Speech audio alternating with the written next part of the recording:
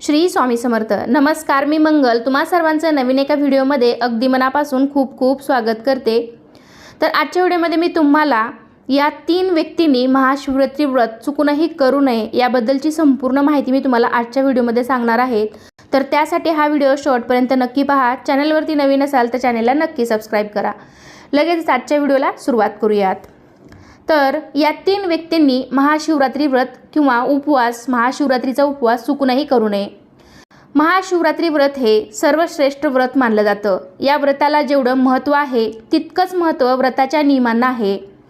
जर हे महत्त्वाचे नियम पाळले गेले तरच आपण केलेल्या व्रताचं आपण केलेल्या सेवेचं फळ मिळतं. महत्त्वाची गोष्ट म्हणजे कोणत्या व्यक्तींनी महाशिवरात्रीचे व्रत चुकूनही करू नये. त्यांना कोणत्या संकटांचा सामना करावा लागेल आणि हे व्रत करत असताना आपण कोणत्या महत्त्वाच्या नियमांचे पालन केले पाहिजे. तर सर्वात प्रथम आपण नियम पाहूयात. दरवर्षी माघ महिन्यातील कृष्ण पक्षातील चतुर्दशीला महाशिवरात्री साजरी केली जाते. यावर्षी 26 फेब्रुवारी 2025 रोजी महाशिवरात्री आलेली आहे. तुम्ही वर्षभरामध्ये जितके सोमवार करता किंवा महादेवाची जी काही व्रतवैकल्य वर्षभरामध्ये आपण करतो तर या सगळ्या व्रताचे पुण्य आपल्याला फक्त एका महाशिवरात्रीचे व्रत केल्यामुळे मिळत असतं. त्यामुळे प्रत्येकाने महाशिवरात्रीचे व्रत जरूर केले पाहिजे. गंगेच्या प्रत्येक थेंबा इतके पवित्र महाशिवरात्रीचे व्रत आहे. ज्या मुलींचे विवाह जमायला अडचण येत आहे किंवा बऱ्याच दिवसापासून ज्या मुलींना स्थळ बघता येत किंवा ज्यांना इच्छुक असा वर मिळत नाही किंवा मुलं जरी असली तरी त्यांचा विवाह जमत नसला, त्यांना इच्छुक अशी वधू मिळत नसेल तर त्यांनी सुद्धा महाशिवरात्रीचे व्रत जरूर करावे. लवकरच त्यांच्या विवाहाचा सुद्धा योग जुळून येईल. महादेवांना भोले महादेव असे म्हटले जाते किंवा भोळा शंकर असे म्हटले जाते. महादेवांच्या पिंडीवर फक्त एक तांब्या जरी पाणी अर्पण केलं म्हणजे पाण्याचा आपण शिवपिंडीवरती अभिषेक जरी केला किंवा बेलाचे एक पान जरी वाहिले तरी महादेव आपल्यावरती प्रसन्न होतात आणि आपल्या मनातल्या सगळ्या इच्छा पूर्ण करतात असं म्हटलं जातं. पण महादेवाची पूजा करताना नियम सुद्धा तितकेच कडक आहेत आणि त्या नियमांचे पालन आपण जरूर केले पाहिजे. भगवान महादेव आणि माता पार्वती यांचा विवाह सुद्धा महाशिवरात्रीच्या दिवशीच झाला होता. त्यामुळे या तिथीला अनन्यसाधारण असं महत्त्व प्राप्त झालेलं आहे. महाशिवरात्रीच्या दिवशी भगवान महादेवांना प्रसन्न करण्यासाठी महादेवाच्या पिंडीवर किंवा महादेवाच्या मंदिरामध्ये भरपूर गोष्टी अर्पण केल्या जातात. त्यामध्ये धोत्र्याची फुलं, पांढऱ्या रंगाची फुलं, त्याचबरोबर एरंडाचे फळ, बेलाचे फळ, तसेच बेलाची पानं, वेगवेगळ्या झाडाची पानं, फळंसुद्धा आपण शिवपिंडीवरती अर्पण करत असतो. महादेवांना रुद्राभिषेक करण्यासाठी दुधाचा वापर केला जातो, दह्याचा वापर केला जातो, पंचामृताचा, त्याचबरोबर मधाचा सुद्धा वापर केला जातो. पण ही पूजा करत असताना नकळतपणे आपल्याकडून काही चुका घडतात ज्या आपण अजिबात केल्या नाही पाहिजेत किंवा काही चुकीच्या गोष्टी महादेवाच्या पिंडीवर अर्पण केल्या जातात जे महादेवाच्या पूजेमध्ये पूर्णपणे वर्जित आहेत, ज्यामुळे महादेव आपल्यावर क्रोधित होतात. महादेव जितके भोळे आहेत ते त्यांच्या एकदम साध्या अशा पूजेने सुद्धा प्रसन्न होतात, तितकेच ते लवकर क्रोधित सुद्धा होतात. त्यामुळे काही नियमांचं पालन आपण जरूर केलं पाहिजे. तर त्यातील पहिला नियम असा आहे, महाशिवरात्रीच्या दिवशी जास्त वेळ झोपून राहू नका. शक्यतो पहाटे किंवा सूर्योदयापूर्वी उठण्याचा प्रयत्न करा. महिलांनी या दिवशी केस धुतले तरी चालतील. अंघोळीच्या पाण्यामध्ये काळ्या तिळाचा वापर करावा. अंघोळीच्या पाण्यामध्ये काळे तीळ टाकून अंघोळ करावी. यामुळे तुमच्या घरामध्ये जर काही पितृदोष असेल किंवा कालसर्पदोष असेल तर तो निघून जाईल. म्हणजेच अंघोळीच्या पाण्यामध्ये काळे तीळ टाकून तुम्ही त्या पाण्याने अंघोळ करायची आहे किंवा मग तुम्ही गंगाजल टाकून त्या पाण्याने सुद्धा अंघोळ करू शकता. महाशिवरात्रीच्या दिवशी तुम्ही पांढऱ्या रंगाची किंवा लाल रंगाचे कपडे घालू शकता. काळ्या रंगाचे कपडे या दिवशी अजिबात घालू नका. यानंतरचा दुसरा नियम असा आहे, महाशिवरात्रीच्या दिवशी गहू, तांदूळ, मैदा, अंमली पदार्थ या दिवशी अजिबात खायचे नाहीत. ज्यांना एखाद्या पदार्थाचे व्यसन असेल त्यांनी महाशिवरात्रीचे व्रत करत असताना व्यसनी पदार्थ खाऊ नये. कोणत्याही गोष्टीचे व्यसन करू नये. मग व्रत असो किंवा नसो, व्यसन करणे आपल्या शरीरासाठी कधीही घातक आहे. पण प्रत्येकाने आपापल्या शरीराची काळजी स्वतः घ्यायला हवी आणि व्यसन करणे टाळले पाहिजे. यानंतरचा तिसरा नियम असा आहे, महादेवाच्या पिंडीवर हळदीचा किंवा कुंकवाचा वापर अजिबात करू नये. महादेवाच्या पिंडीवर हळदी आणि कुंकवाचा वापर अजिबात करू नये. कारण महादेवाची जी पिंड आहे तर ती पुरुष तत्वाचे प्रतीक आहे. हळद आणि कुंकू हे सौभाग्याचे प्रतीक आहे. हळद महिला वापरतात आणि कुंकूसुद्धा महिला आपल्या पतीचे दीर्घायुष्य वाढावं म्हणून लावत असतात. आणि भगवान महादेव जे आहेत ते संहारक आहेत, म्हणजेच दुष्टांचा संहार करतात, आपल्याला संकटापासून वाचवतात. त्यामुळे महादेवाच्या पिंडीवर हळद कुंकू वाहिले जात नाही. दुसरे कारण असे आहे की महादेवांनी वैराग्य अवतार धारण केला होता, म्हणजेच गोसाव्याचा अवतार धारण केला होता. त्यामुळे त्यांच्या पूजेमध्ये फक्त चंदन, भस्म या गोष्टींचा वापर केला जातो। त्यामुळे महादेवाच्या पिंडीवर जर तुम्ही हळद कुंकू वाहत असाल तर या चुका अजिबात इथून पुढे करू नका। यानंतरचा चौथा नियम असा आहे, महादेवाच्या पिंडीवर जेव्हा आपण अभिषेक करतो, मग तो दुधाचा असो, दह्याचा असो, पंचामृताचा असो, पाण्याचा असो किंवा मधाचा असो, कोणत्याही गोष्टीचा जेव्हा आपण महादेवाच्या पिंडीवर अभिषेक करत असतो तर त्यासाठी तुम्ही दुसऱ्या एखाद्या भांड्याचा वापर करा किंवा आपल्याकडे जो तांब्या असतो तर त्याचा वापर करा, पण शंखाचा वापर अजिबात करू नका। शास्त्रानुसार शंखाचा वापर महादेवाच्या पिंडीवर अभिषेक करण्यासाठी पूर्णपणे वर्ज्य आहे। शिवपुराणातल्या एका कथेमध्ये असं सांगितलं आहे की शंखचूड नावाचा एक राक्षस होता आणि त्या राक्षसाचा वध महादेवांनी केला होता। त्यामुळे शंखाचा वापर महादेवाच्या पूजेमध्ये पूर्णपणे वर्ज्य आहे। तुम्ही जर आतापर्यंत महादेवावर अभिषेक करण्यासाठी शंखाचा वापर केला असेल तर तुम्ही महादेवाच्या चरणी क्षमा मागा आणि इथून पुढे अशी चूक अजिबात करू नका। तुमचा प्रश्न असा सुद्धा येईल की मग विष्णूच्या पूजेमध्ये किंवा महालक्ष्मीच्या पूजेमध्ये आपण शंखाला इतकं महत्त्वाचं स्थान का देतो? तर शंखचूड नावाचा जो राक्षस होता, जो असुर होता, तर तो भगवान विष्णूंचा भक्त होता। त्यामुळे भगवान विष्णूच्या पूजेमध्ये शंखाचा वापर केला जातो।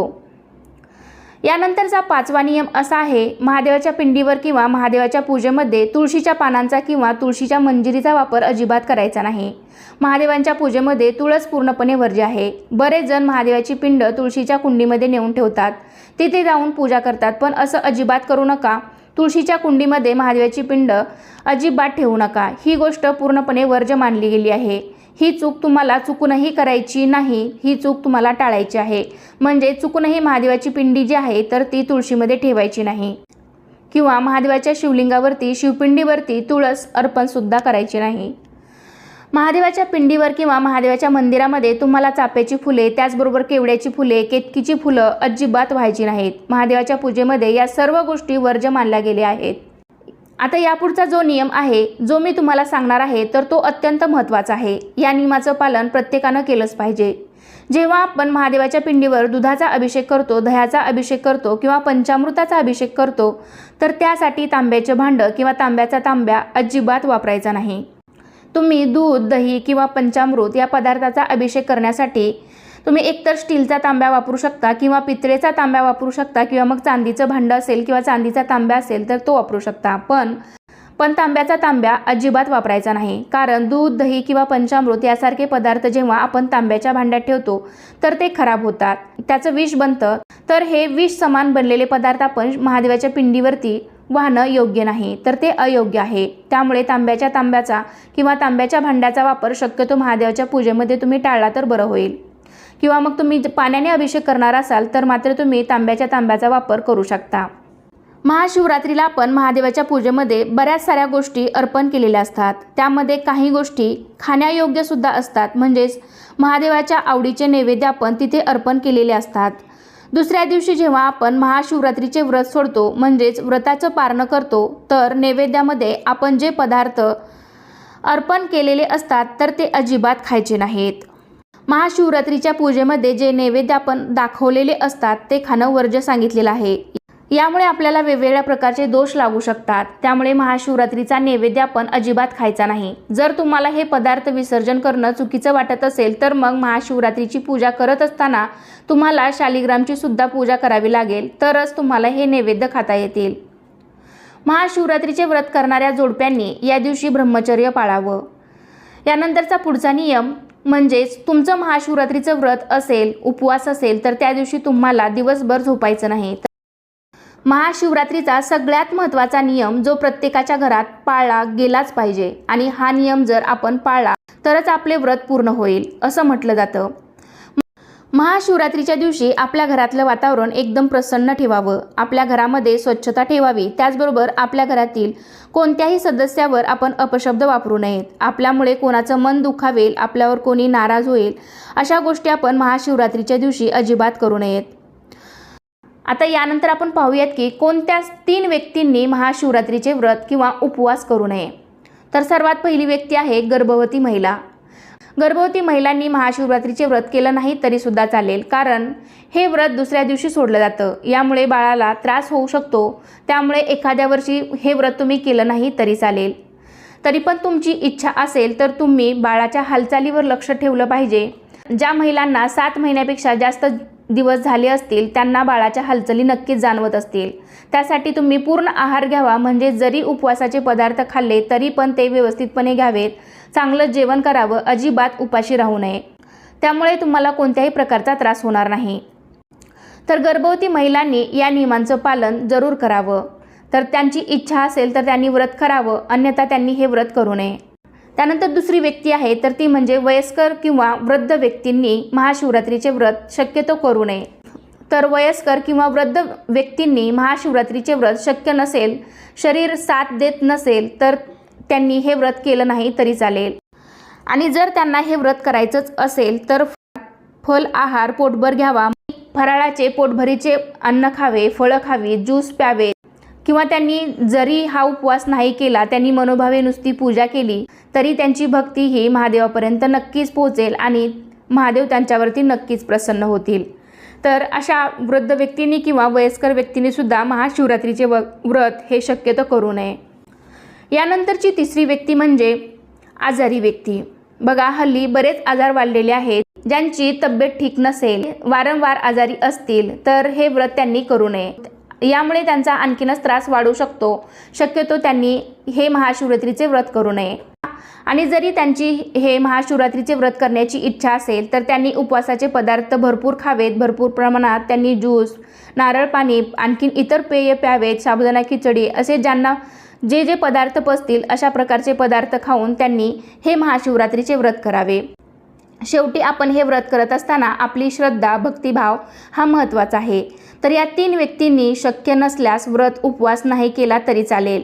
महादेवाच्या पिंडीवर त्यांनी मनोभावे बेलाचं पान जरी अर्पण केलं आणि 1 तांब्या त्यांनी स्वच्छ पाणी अर्पण केलं तरी त्यांना महादेव प्रसन्न होतील। महादेवाच्या पिंडीवर बेलाची पानं अर्पण करत असताना ती विषम संख्येमध्ये अर्पण करावीत, म्हणजेच एक तर तुम्ही 1 बेलाचं पान अर्पण करू शकता, किंवा 3 करू शकता, 5 करू शकता, 7, किंवा तुम्हाला शक्यतो जरी जास्त पानं मिळाली नाही तर तुम्ही 1ही बेलाचं पान अर्पण करू शकता।